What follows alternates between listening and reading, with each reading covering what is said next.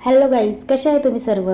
आज आपण बनवणार आहे कुरकुरीत असा मसालेदार चिवडा, म्हणजेच दिवाळीचं फरसाण बनवणार आहे मी. बघू शकताय तुम्ही, मी त्यासाठी घेतलेले आहे शेंगदाणे, दालव्या, कोथिंबीर, मुरमुरे, पोहे, पतले पोहे, जाड पोहे, आपलं अजून खोबरं घेतलेलं आहे, मिरची घेतलेली आहे, लसूण घेतला आहे, चिवडा मसाला घेतलेला आहे आणि कढीपत्ता पण घेतलेला आहे. आणि सर्व आता आपण बघू शकताय तुम्ही, मी पातेलं घेतलं आहे, पातेल्यामध्ये मुरमुरे भाजून घेत आहे, चिवडा पण पोहे पण भाजून घेत आहे.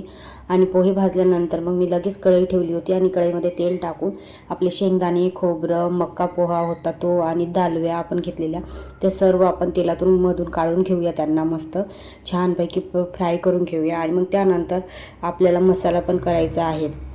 तर त्यासाठी मग मी आपले मुरमुरे जे होते ना, ते मुरमुरे एका पातेल्यात काढून घेतले होते. त्यानंतर हे जे आपण तीळ, हिरवी मिरची वगैरे, आपलं शेंगदाणे, दालव्या, खोबरे वगैरे होतं ना, हे सर्व मी त्या पोहेमध्ये आणि मुरमुरेमध्ये टाकलं होतं. आणि नंतर मग आपल्याला मसाला करायचा होता. तर कढई होतीच ठेवलेली, मी कढईमध्ये मिरची टाकली, कोथिंबीर, कढीपत्ता, जिरे, सोप, अजून आपल्या घरात जे मसाले असतील, लाल तिखट, हळद आणि जो आपला मसाला घेतला तुम्ही रामबंधू चिवडा मसाला, तो चिवडा मसाला पण टाकला मी त्यामध्ये. आणि चवीनुसार मीठ टाकले आणि मग नंतर त्याला छानपैकी असं होऊ दिलं. आणि ते झाल्यानंतर पातेल्यात मी पोहे, मुरमुरे वगैरे ठेवलं होतं आणि त्यामध्ये आपण टाकून हलवून घेतला. आणि सो मंडळी, असा झाला माझा